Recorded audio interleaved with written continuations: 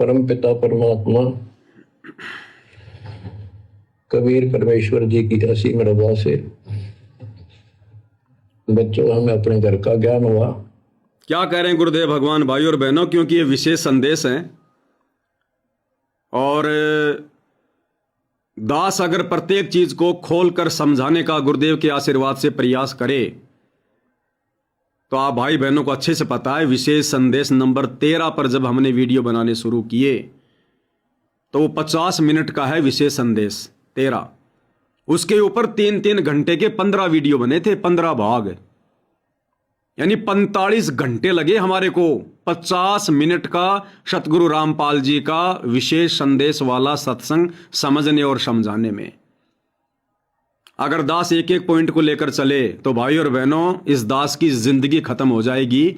लेकिन ये 77 विशेष संदेश, इन पर कभी खुलासा नहीं हो पाएगा, क्योंकि ये सतगुरु की महिमा है। और सतगुरु की महिमा के विषय में आप और हमको अच्छे से पता है। कबीर 7 समुद्र की मशी करूं, लेखनी करूं बन राय, सब धरती का कागज करूं, पर गुरु गुण लिखा न जाए। फिर भी जो हमारे विशेष मतलब के जो पॉइंट होंगे उनको हम लेकर चलेंगे, ताकि आप और हमारी जो श्रद्धा है वो हमारे गुरुदेव के प्रति अगाध हो जाए, प्रगाढ़ हो जाए। हमारा मकसद केवल एक ही है भाई और बहनों। मेरा मकसद कोई आप लोगों के सामने कोई नेता बनना नहीं है, ना अपने आप को बहुत ज्यादा कोई हाई फाई दिखाना है। हम सब 2 कोड़ी के जीव है, हाड़मास के पुतले हैं, कब फूक निकल जाए पता नहीं। लेकिन आप और हमारा मकसद क्या है? केवल एक ही है, लाइव आने का, साथ संगति करने का, सतगुरु महिमा करने का, कि हमारे गुरुदेव भगवान के प्रति हम भक्तों की श्रद्धा अगाध हो जाए, अटूट हो जाए, प्रगाढ़ हो जाए। ये काल बलि भी आकर छलबल करके हमें तोड़ना चाहे तो मुंह की खाकर जाए। हम इतने दृढ़ हो जाएं इस भक्ति और भगवान के प्रति, हमें और कुछ दिखाई ना दे। इसलिए भाई और बहनों परमात्मा ने 7 संगतियां शुरू करवाई है। तो गुरुदेव भगवान क्या संकेत कर रहे हैं, ध्यान से सुनना। परम पिता परमात्मा कबीर परमेश्वर जी की असीम रजा से बच्चों हमें अपने घर का ज्ञान हुआ। क्या कह रहे हैं गुरुदेव? परम पिता परमात्मा कबीर परमात्मा की असीम रजा से, शब्दों पे ध्यान देना भाई और बहनों। परम पिता परमात्मा कबीर परमात्मा जी की असीम रजा से बच्चों आज हमें अपने घर का ज्ञान हुआ। कौन सा घर? सतलोक। ध्यान से सुनो एक बार फिर। परम पिता परमात्मा कबीर परमेश्वर जी की असीम रजा से बच्चों हमें अपने घर का ज्ञान हुआ। अब बताओ भाई और बहनों, आप और हमें अपने घर का ज्ञान, सतलोक का ज्ञान किसकी असीम रजा से हुआ? सतगुरु रामपाल जी की असीम रजा से। सतलोक के विषय में जानकारी किसने दी? सतगुरु रामपाल जी ने। धर्मशास्त्रों को खोल खोल कर सृष्टि रचना की जानकारी, भक्ति और भगवान की जानकारी किसने दी? सतगुरु रामपाल जी ने। तो कौन है फिर वो कबीर परमात्मा, कबीर भगवान, जिसकी असीम रजा से आज आप और हमें अपने घर का ज्ञान हुआ? गुरुदेव कह रहे हैं ना कि बच्चों परमपिता परमात्मा कबीर भगवान की असीम रजा से आज हमें अपने घर का ज्ञान हुआ। तो आज आप और हम सभी भाई बहनों को, पूरी सृष्टिवासियों को, मनुष्य शरीरधारी प्राणियों को, स्त्री पुरुषों को, यदि आज वर्तमान में सतलोक की अपने घर की जानकारी हो रही है या आने वाले समय में होगी इन सत्संगों को सुनकर, तो किसने करवाई? किसकी असीम रजा से होगी? किसकी असीम रजा से हो रही है? सतगुरु रामपाल जी की असीम रजा से। तो कबीर परमात्मा कौन हुए? कबीर भगवान कौन है जिसकी असीम रजा से आज हमें ये ज्ञान सुनने को मिल रहा है, अपने घर की जानकारी हो रही है? ध्यान से सुनो। परम पिता परमात्मा कबीर परमेश्वर जी की असीम रजा से बच्चों हमें अपने घर का ज्ञान हुआ। हमें अपने घर का ज्ञान हुआ। तो कौन हुआ कबीर भगवान, कौन हुआ कबीर परमेश्वर? आप और हमारे पूज्य गुरुदेव सतगुरु रामपाल जी। इसलिए कहते हैं गुरु बड़े हैं गोविंद से मन में देख विचार, हरि सुमरे सो वार हैं गुरु भजे होए पार। 7 दीप 9 खंड में गुरु से बड़ा ना कोई, करता करे ना कर सके गुरु करे सो होए। गुरु गोविंद दो नहीं भाई, जब तक दो समझोगे दो जग में जाई। इसलिए भगत ने अपने गुरु के अलावा किसी और में परमात्मा के दर्शन नहीं करने चाहिए। इसलिए हम भाई बहनों ने उस नकली कबीर की दाढ़ी मूंछ वाली फोटो को फाड़ा, जिसके चलते हमारे ऊपर मुकदमा भी लगा। क्यों फड़वाया परमात्मा ने? क्योंकि गुरुदेव ने आप और हमें सतलोक लेकर चलना है। आप और हमारी आस्था उस नकली फोटो से हटवानी है, हमारी आस्था अपने चरणों में लगवानी है। ना रहेगा बांस ना बजेगी बांसुरी। जब हमने उस फोटो को ही फाड़ दिया तो उस फोटो के प्रति हमारे दिल में यह साबित हो गया कि कोई श्रद्धा नहीं है। भाई और बहनों, सतगुरु रामपाल जी परमात्मा जी चाहते तो दास को प्रेरणा करके उस फोटो को वैसे भी हटवा सकते थे। उस फोटो को सोशल मीडिया पर फड़वाने की बजाय दास ये भी संदेशा दे सकता था मालिक के आशीर्वाद से कि भाई हमने ये दाढ़ी मूंछ वाले कबीर जी की फोटो को अब अपने दरबार में नहीं रखना है, हमने इसको ससम्मान हमने इसको कहीं और रख देना है। अगर ऐसा होता तो भी भाई और बहनों आप और हमारी आस्था कहीं न कहीं उस नकली फोटो में बनी रहती। और अगर रिंच मात्र भी आस्था उस दाढ़ी मूंछ वाली फोटो में आप और हमारी होती कि ये भगवान है, आप और हम कभी भी पतिव्रता पद पे रह के भक्ति सफल नहीं कर सकते। काल हमें फिर भी ठग लेता त्रिकुटी पर। इसलिए परमात्मा ने टंटा ही खत्म करवा दिया। फाड़ फाड़ के ना रहेगा बांस ना बजेगी बांसुरी। बिल्कुल रिजेक्टेड। हमारे लिए वो कबीर की दाढ़ी मूंछ वाली फोटो वो कचरा, कोई आस्था नहीं किसी प्रकार की। अब अगर वो भगवान नहीं है तो फिर दिल में और किस भगवान को समाएंगे? अपने गुरु को। गुरु समान नहीं दाता रे जग में, गुरु समान नहीं दाता। तो अब सतगुरु रामपाल जी के अलावा इस घट में, इस घर में वाणी है ना परमात्मा ने जो लिखवाई है, सतसेवक के घर और घट में अब गोविंद नहीं समावे जी। गुरु ही गोविंद गुरु ही पूजा, सब सदग्रंथों का सार शरण में रखना जी। भोग लगाऊं महिमा गाऊं, सतगुरु से करूं अरदास चरण में रखना जी। तो सतसेवक के घर में और घट में वो नकली गोविंद दाढ़ी मूंछ वाला नहीं समा सकता। केवल सतगुरु रामपाल जी ही समाये रहेंगे, क्योंकि यही हमारे लिए गोविंद हैं और यही वास्तव में गोविंद हैं। इसलिए परमात्मा ने टंटाई समाप्त करवा दिया है। अब भाई और बहनों, ये विशेष संदेश है। परमात्मा जी के आशीर्वाद से हम धीरे धीरे आगे बढ़ेंगे, जल्दबाजी नहीं करेंगे। हालांकि थोड़ा टाइम जरूर लगेगा।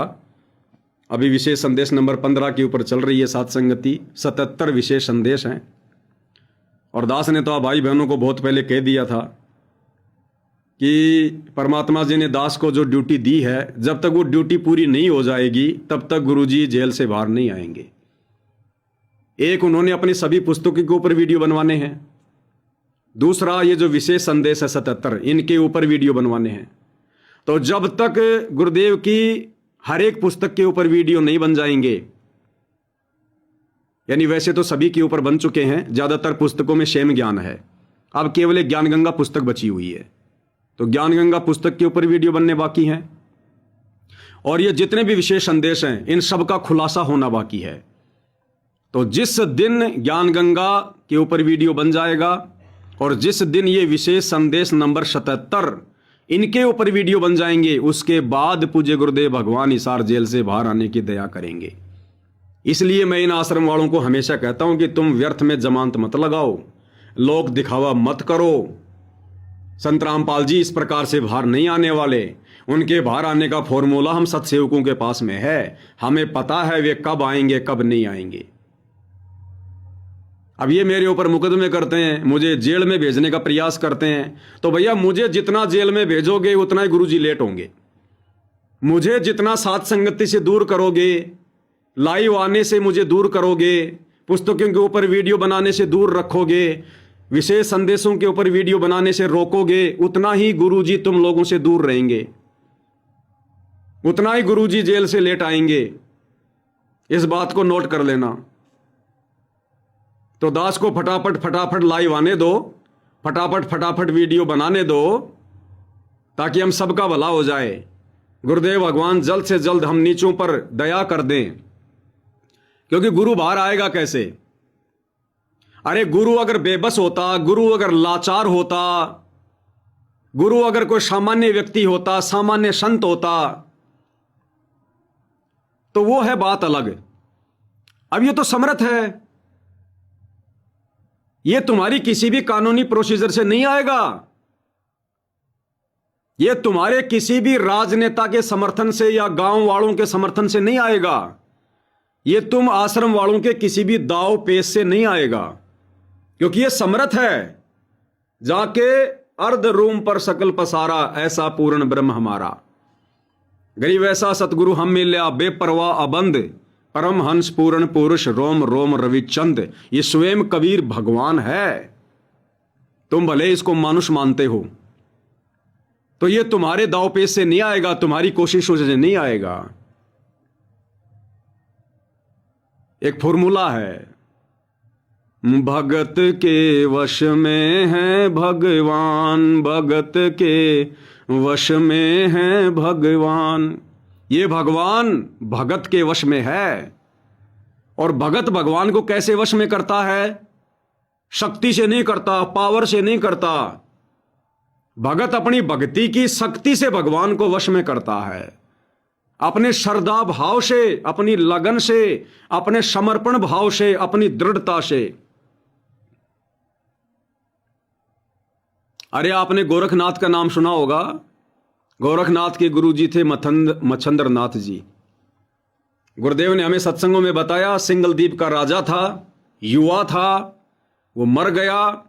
मच्छंद्र नाथ उसके शरीर में सूक्ष्म रूप से प्रवेश कर गया, अपना शरीर किसी गुफा में छोड़ दिया। आगे चल के रानी को इस बात का पता चल गया कि इसके अंदर किसी योगी की आत्मा है और ये कभी भी निकल के जा सकता है।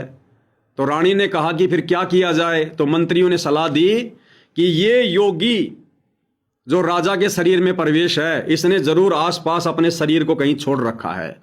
अगर इसके शरीर को जला दिया जाए, नष्ट कर दिया जाए, तो इसके पास फिर वापस जाने की जगह नहीं बचेगी। तो रानी ने ऐसा ही किया, गुप्तचर लगा दिए, शरीर मिल गया एक गुफा में, और शरीर को आग लगा दी, नष्ट कर दिया, राख हो गई। अब गोरखनाथ को इस बात का पता चला और किसी ने गोरखनाथ को ताना मार दिया कि अगर तू इतना बड़ा भगत है, इतना बड़ा योगी है, तो अपने गुरु को बाहर निकाल ले। वो जेल में सड़ रहा, राजा के शरीर में बंधा पड़ा है, बाहर नहीं निकल पा रहा। वो भी जेल ही है कि वो जेल में पड़ा तेरा गुरु, निकाल ले, इतना बड़ा भगत है तो तू। और किस प्रकार से गोरखनाथ उसको बाहर निकाल के लाया। तो भाई और बहनों, वो समय था अलग, गोरखनाथ वाला समय अलग था, वो भक्ति का समय नहीं था। तो गोरखनाथ ने तो उस समय अपने गुरु को अपनी सिद्धि शक्ति से निकाला, अपनी सिद्धि शक्ति से गुरु का शरीर छुड़वाया, अपनी सिद्धि शक्ति से अपने गुरु की जो हड्डी थी, छोटी मोटी कोई पड़ी हुई थी, उससे उसने उसका शरीर बना दिया और अपने गुरु मच्छंद्र नाथ को यूं का यूं तैयार कर दिया। तो गोरखनाथ ने तो उस समय सिद्धि शक्ति से अपने गुरु को राजा के शरीर वाली जेल से छुड़वाया। और वर्तमान के हम जो भगत हैं, अब हमने अपने गुरु को छुड़वाना पड़ेगा। अरे गुरु कोई बेबस थोड़ी है जो छूट नहीं रहा। अगर गुरु ने आना होता तो कब का आ जाता। 11 साल से जेल में क्यों बैठा है? तो गुरु क्यों नहीं आ रहा? भगत ने छुड़वाना पड़ेगा। और इस समय कोई भी भगत अपने गुरु को सिद्धि से नहीं छुड़वा सकता, क्योंकि ना तो हमारे अंदर सिद्धियां हैं, और यदि हैं तो गुरु ने उनका उपयोग करने के लिए मना कर रखा है। तो वर्तमान में भगत कैसे छुड़ाएगा अपने गुरु को? गोरखनाथ ने छुड़ाया सिद्धि से, और वर्तमान का भगत अपने गुरु को छुड़वाएगा भक्ति भाव से, भक्ति करके, मर्यादा में रह के, सतगुरु की महिमा करके, सतगुरु को प्रसन्न करना होगा। सतगुरु के प्रति हृदय में असीम श्रद्धा पैदा करनी होगी, अव्यभिचारिणी भक्ति करनी होगी, तब ये गुरु प्रसन्न होगा। भक्ति के बल से परमात्मा बाहर आएगा, लेकिन भक्ति करने वाले तो चंद हैं, मुट्ठी भर भी नहीं है, जो बेचारे दिन रात अपने गुरु को प्रसन्न करने में लगे हुए हैं। और वो भीड़ जो सतलोक आश्रमों से जुड़ी है, उनको कोई चिंता नहीं है। उन्होंने तो गुरु को धनाना आश्रम में जेल बना के जेल में कैद कर दिया। और बड़ी विडंबना, धनाना आश्रम में जो जेल बनाई गई है, जिसमें संत रामपाल जी को बैठा रखा है, उनकी फोटो लगा रखी है, लोहे के जाल बनाकर, यानी जेल का जो गेट है वो लोहे का बनाया है और ऊपर से मोटा सा ताला लगा दिया। अरे मूर्खो, क्या वो फोटो भी जेल से बाहर निकल के भागेगी क्या? अरे वो एआई से बनाई गई फोटो वो लोहे की सलाखें तोड़ के बाहर निकलने वाली नहीं है। लेकिन इन लोगों को इतना डर है कि बड़ी मुश्किल से संत रामपाल जी को जेल में बैठाया है, अगर बाहर निकल गए तो फिर सारा काम खराब हो जाएगा। तो धनाना आश्रम में जो जेल इन आश्रम वालों ने बनाई है, उसमें भी इन्होंने लोहे का ताला लगा दिया बड़ा सा। अरे नालायकों, गुरुजी भागने वाले थोड़ी हैं। वो फोटो कोई अपने आप कोई भागेगी थोड़ी बाहर निकल के।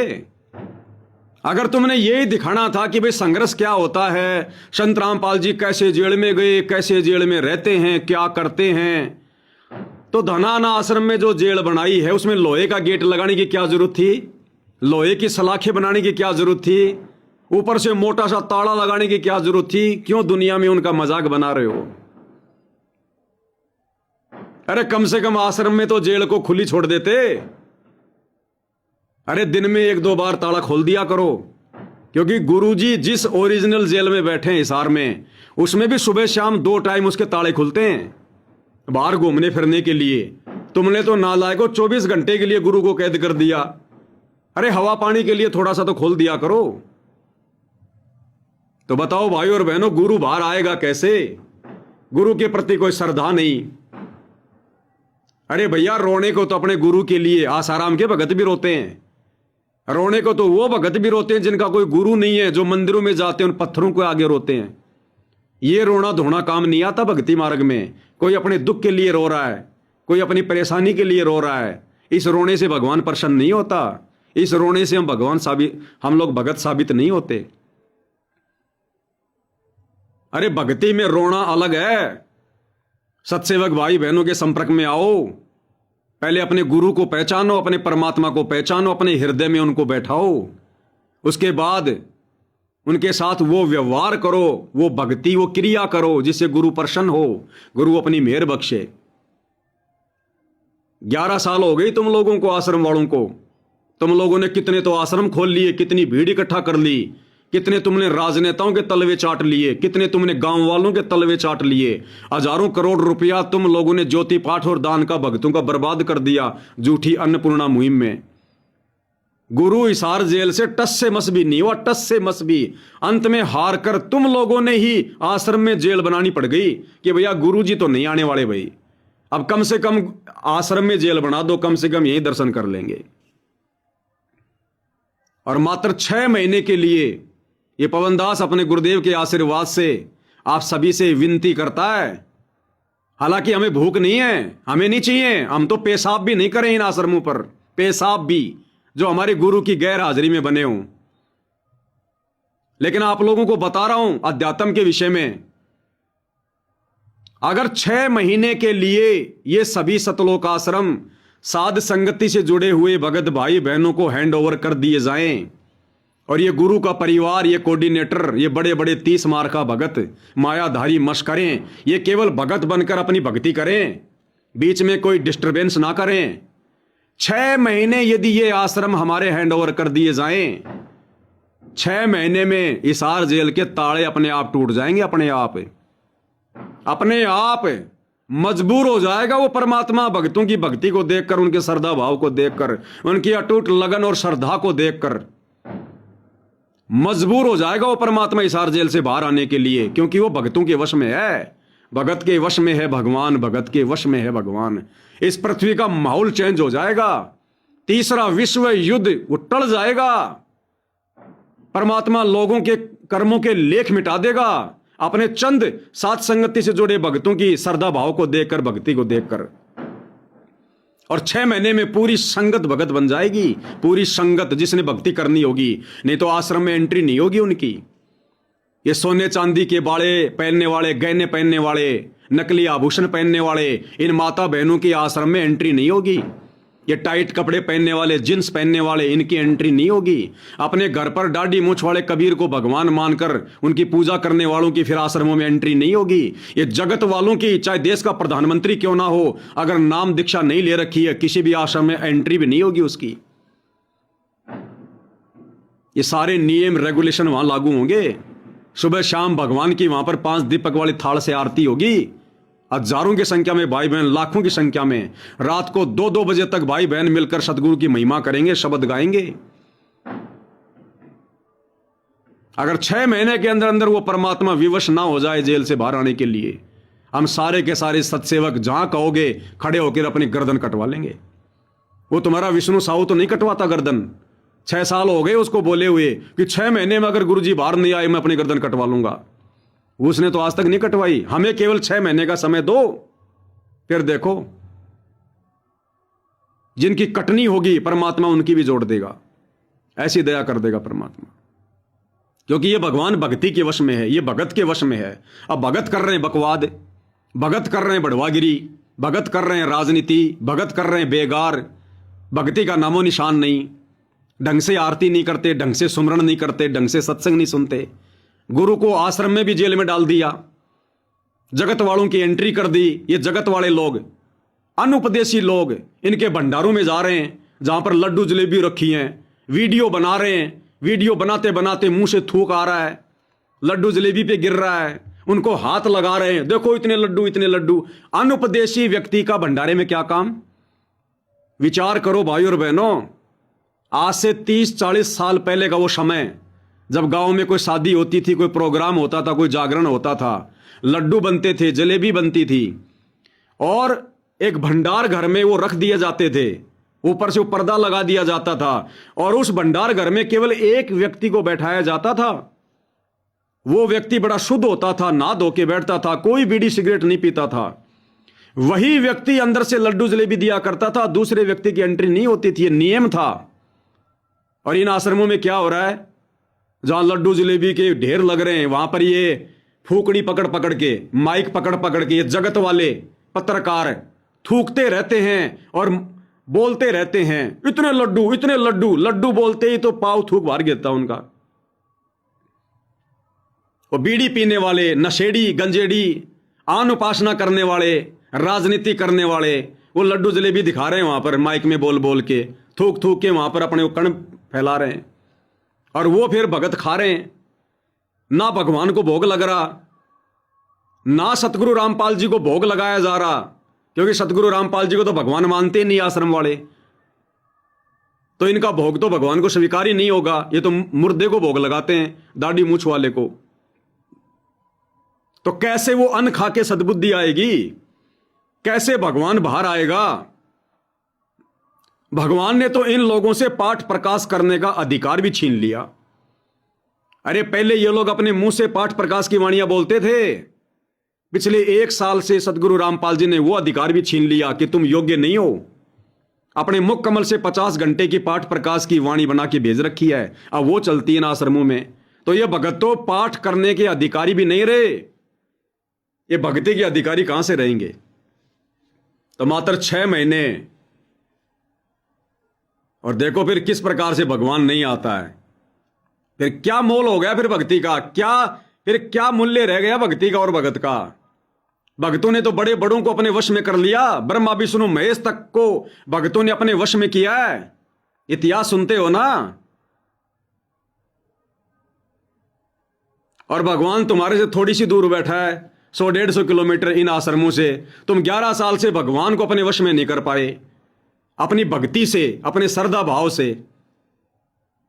तो मात्र 6 महीने, लेकिन ऐसा संभव नहीं होगा, क्योंकि ये लोग चिपटे पड़े हैं। जैसे चीटा होता ना, चीटा गुड़ की डली से चिपक जाता है, उसको हटाया जाए वो नहीं हटता, वो टूट जाएगा लेकिन हटेगा नहीं।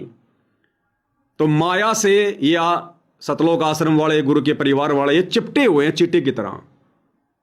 ये आश्रम इनकी जान है कि बस ये हमारे पूरे जीवन की जोड़ी हुई प्रॉपर्टी है। ये हट नहीं सकते भाई और बहनों। ये मरना पसंद करेंगे, टूटना पसंद करेंगे, ये हट नहीं सकते। काल ने इनको बुरी तरह से बांध रखा है। तो भाई और बहनों, सात संगति से जितने जुड़े भाई बहन हैं, आप और हमने अपने प्रयासों से ही परमेश्वर को प्रसन्न रखना है। वो परमात्मा आप और हमारे ऊपर जरूर दयालु बना रहेगा, मेहरबान बना रहेगा। आप और हमारे ऊपर परमेश्वर कोई दिक्कत नहीं आने देंगे। अगर हम श्रद्धा भाव से जिस प्रकार से हम भक्ति कर रहे हैं, उनकी मेहर प्राप्त करने वाली सात संगति से जुड़कर यदि आप और हम इस प्रकार से करते रहे, तो आने वाला समय चाहे विनाशक हो, चाहे घोर विनाशक हो, परमात्मा अपने भगत पर आपत्ति नहीं आने देगा। बाकी छोटी मोटी ठूठ, हाँ भाई, ये तो अंतिम समय तक चलती रहेगी। ये तो आप जिस दिन सार शब्द प्राप्त कर लोगे ना, उस दिन भी ये ठूठा बनी रहेगी, अंतिम श्वास तक बनी रहेगी। परमात्मा जानबूझ के रखेगा थोड़ी बहुत तो, नहीं तो फिर हम यहां पर आंडी पाक जाएंगे।